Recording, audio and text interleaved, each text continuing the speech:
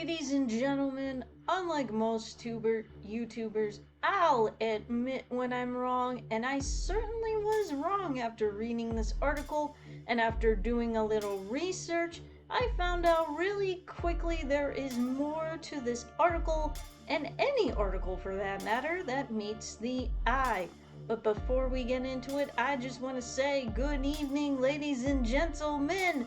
My name is TJAZZ of TJAZZART&COMICS, and this is Thursday Night News. And this is going to be a little bit of a long one because we have many examples to go over, as well as some other news that we're going to get into this video. So this is going to be one jam-packed video, so please come and chill, and let's dive right into it.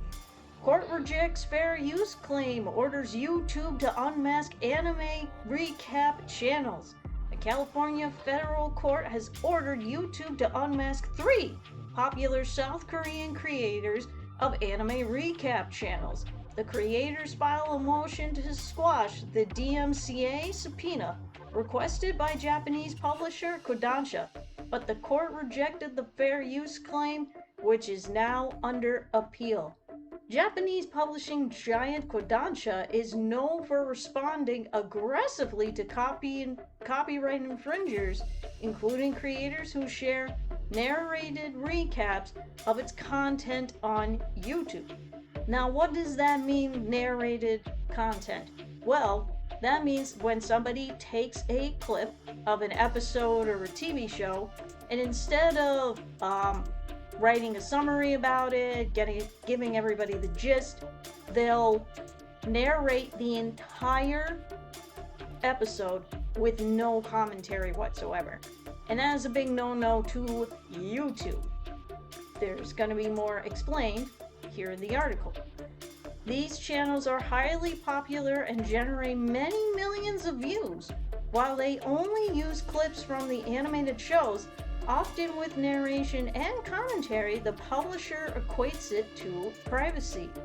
In January, Kodansha tried to unmask 3 YouTubers, each with 100,000 of subscribers, through U.S. federal court, and the company requested a DMCA subpoena compelling YouTube to expose their identifying information.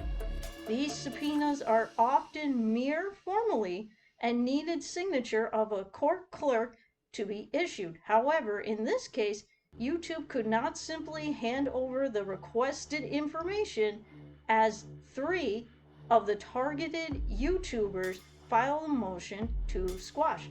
Now, before we get into this next one, I was able to find the channels in question. So it would be this, I can't pronounce these. So this channel right here is the one that they want to unmask. It seems like a very cute channel. So when we go over their clips that I have, they're not in perfect English, they're AI based, as well as this channel. So they have AI translations. Now, for this one, this is not the video that they're going after, but we're going to watch this one from this channel. 모두에게 사랑받는 황씨 가문의 영예 황영님. 전하의 총애를 한몸에 받는 그녀였지만 어째 높은 곳에서 밀쳐져 버렸다. 그 범인은 곧바로 감옥에 갇히게 되었으나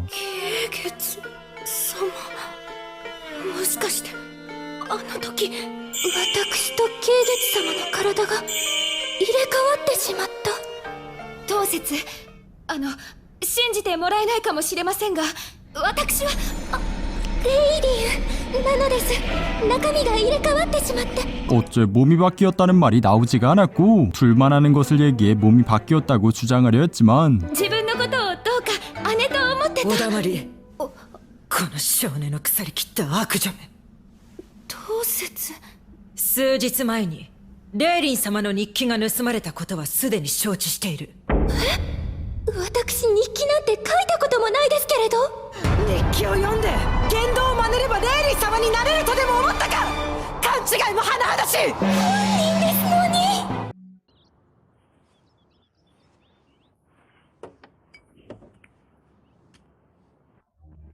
A chain smoker, Yaniko starts the anime by lighting up. Her place is a mess, she doesn't have a job, and her only daily routine is hunting for cigarette butts to smoke. In other words, she's an absolute loser living a complete disaster of a life. I mean, a cat loser.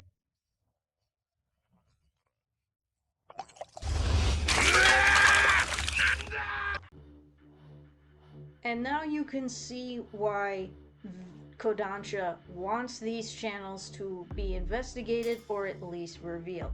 Now let's see how they responded to this. The three creators argued that their YouTube channels were not simply privacy operations. Instead, they described their videos as Korean language commentary, review, and analysis content aimed at a Korean-speaking audience. The videos use selected portions of the underlying works in connection with Korean narration, exploration, summary, commentary, and creator-specific presentation. They were not uploaded as full episodes or as raw reproductions of copyrighted works they wrote. Okay, sure. The three channels are certainly not small fish. These are Korean names. Have more than 500,000 subscribers, while this Korean YouTuber is not that far behind with nearly 350k followers. All channels feature hundreds of videos covering a wide variety of anime content. This includes the contested Kodansha titles as summarized in the table below. And right there, these are the examples that they want to claim. In their defense, the creators argue that instead of competing with the original content, they are driving traffic to it. All three included links to Korean licensed anime streaming platform Latel in their video descriptions and pinned comments. According to the analytics data shared by Kim, he generated a whopping 114,494 click-throughs through Larfit from his channel, with an 82% engagement rate. The creators also pointed out Kodansha has taken down their videos before. No surprise there. When have they not taken videos down? But that had failed to take any legal steps when they filed counter notifications. As a result, the videos were restored by YouTube. This could mean that the current effort is used as a pressure tactic, they argue. As we get further on, you'll see why. Such repeated conduct suggests that the present subpoena may not be directed toward the genuine intent to pursue litigation, but rather reflects an overbroad or overconceived use of the DMCA process the creators wrote. Now, this is getting to the good part. Now in April, the case took an prosecutorial turn, when Judge Trina L. Thompson ordered both sides to submit supplemental briefing specific case on fair use. That's rare in a DMCA subpoena case. Now, who is this judge? Now, I don't want you to be scared now, because I'm like, okay, well, let's see what she had to say. Who is this judge? And she is a district judge, if it would load, there we go, in California, and she does all kinds of counteractive cases. So there was a department or a case in California where they were blocking child care funding. She was on that case. She also did this case that was a high class action lawsuit against a company. So she does all these types of DACM and fair use cases and false advertising and class action lawsuits. And this is what she had to say. The creators who filed their response after the deadline again pointed out that they only used limited content without competing with the official releases. Kim, for example, noted that his video reviewed episode 4 of a ninja and an assassin under one roof, roughly 15% of that episode, according to his filing. In response, Kodansha's attorneys pointed out several procedural errors. Since 2 of the 3 videos were no longer online, the company argued that the remaining one did little more than summarize the plot. Kodansha's brief also pointed out that the creator's pro-defense incorrectly argued DMCA subpoenas should not be permanent, unmasking the alleged infringement is disputed, and the videos had been removed. That reads like an AI hallucination because it's wildly unsupported by the statute or case law, the company's attorneys wrote. I mean, that I'm gonna have to agree there.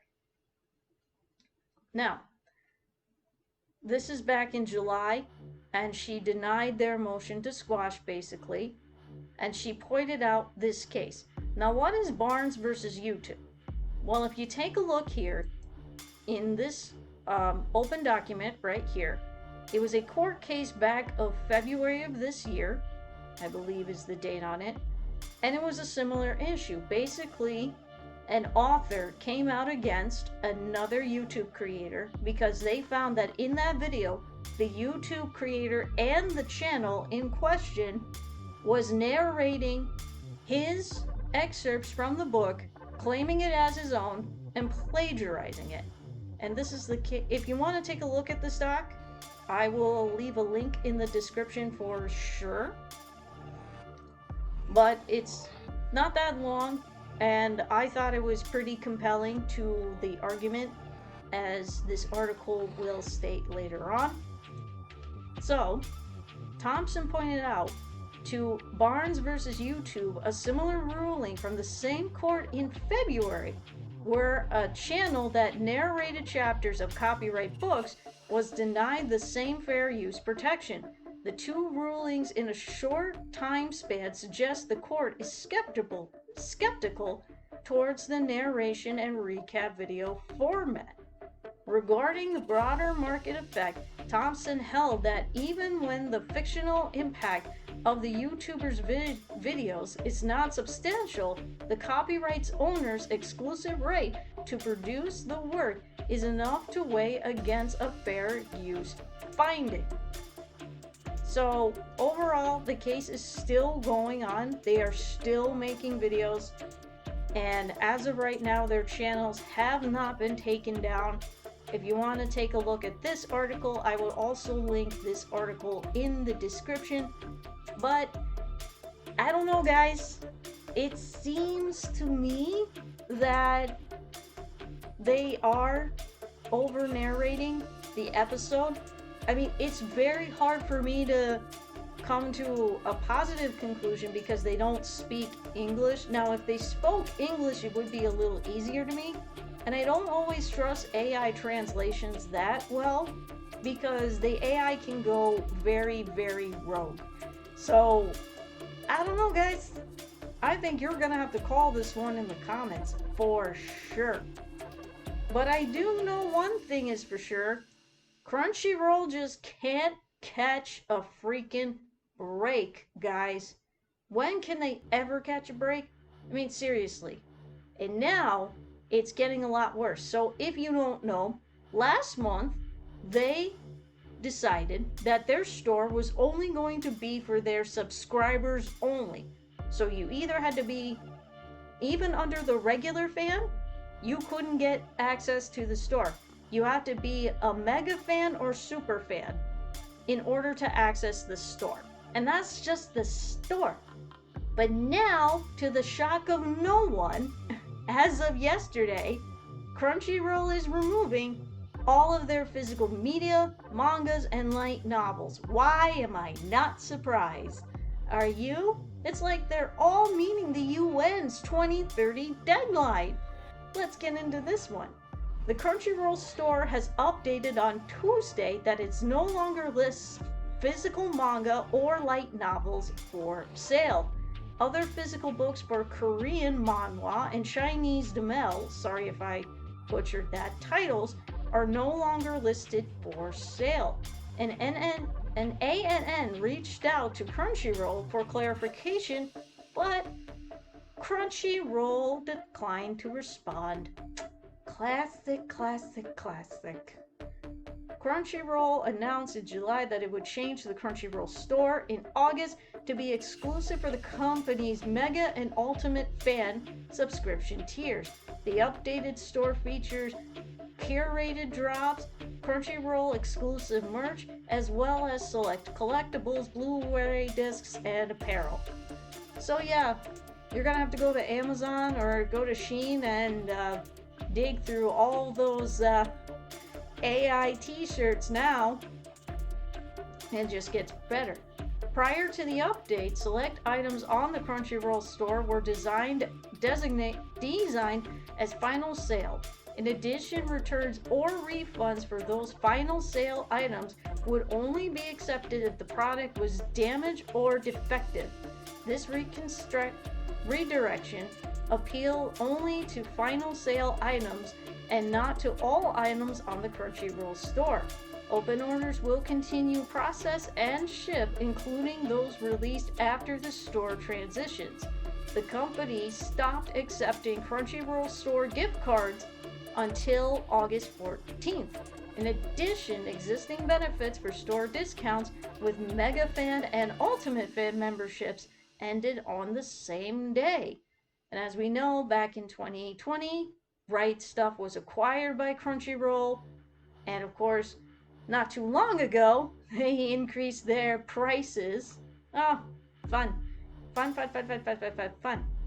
So, and then they launched their app, and I mean, it's just been a disaster and disaster after disaster. Crunchyroll independently opened a joint venture with Sony Pictures Entertainment and Japanese Aniplex and all that jazz. And we already know the story. In March of this year, a lot of employees were laid off. I mean, and it just goes over the entire history of Crunchyroll's epic disaster. I mean, guys, this is just dumb. This is just dumb. Buy as much physical media as you can. Buy all the books. Dig through those awful comics. Dig through those awful snuff books. Try to find rare books. Add them to your lists. I don't care, man. If we don't save physical media, it's over. It's game over. And speaking of failures that is going to happen, now I can't confirm if this is real. This is a tweet from Pirate Nation, so shout out to Pirate Nation. He's been pretty good on the latest stories when it comes to tech and gaming and all that. So, as we heard, and I believe this did get confirmed earlier this year, there is going to be a live-action Gundam with Sydney Sweeney. I wasn't too excited because I'm like, okay, well, which Gundam are you doing? You're not obviously going to do G Gundam because, in my personal opinion, I don't think she can be good for Rain. It's not that I don't think she can do the role. It's just I don't think it's the appropriate role for her. That's just me. Let me know what you guys think in the comments. But yeah, her beauty is not gonna save the franchise. So let's take a look at what Netflix is allegedly and maybe going to do with Gundam. Netflix's live-action Gundam movie is being described as a big action movie with a romance set in space. Oh, here we go. Noah Cemento, who stars alongside Sydney Sweeney, recently talked about the movie on the Happy, Sad, Confused podcast.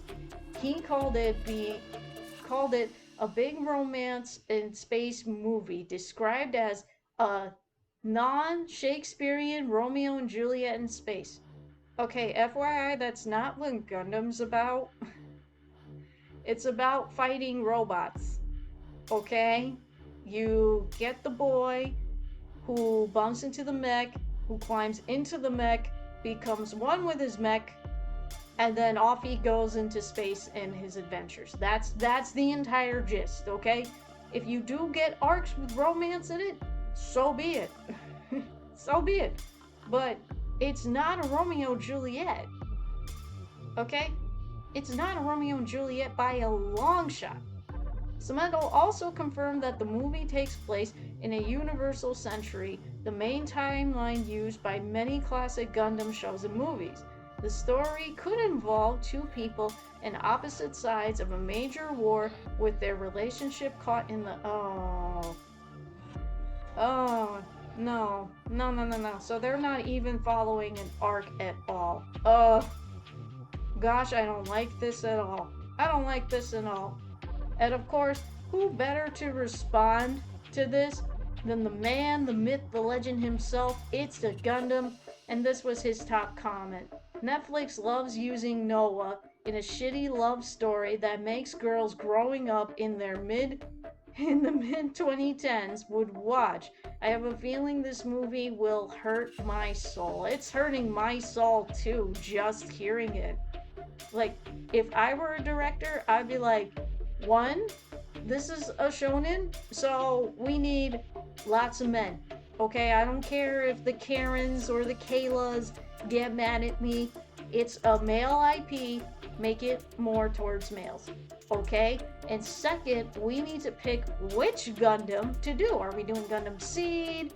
Are we doing Gundam from the 70s? Are we doing like which is it? Is Domon gonna be there? Like, come on.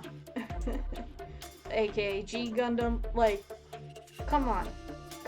We can't be bullshitting. This is so dumb. No wonder people like anime and manga video. Like, guys, this is why a lot of people, including some of my relatives, they are leaning towards Eastern entertainment. And honestly, I never thought that would happen in this Twilight Zone, but it's 2020, and apparently 2020 is the Twilight Zone, not the Roaring 20s, like I asked for. But that's all I have for tonight. If you enjoyed the video and you like what I do, please hit that like button. Don't forget to subscribe and hit the notification bell, and I'll see you in the next one. Now go be rebels and create.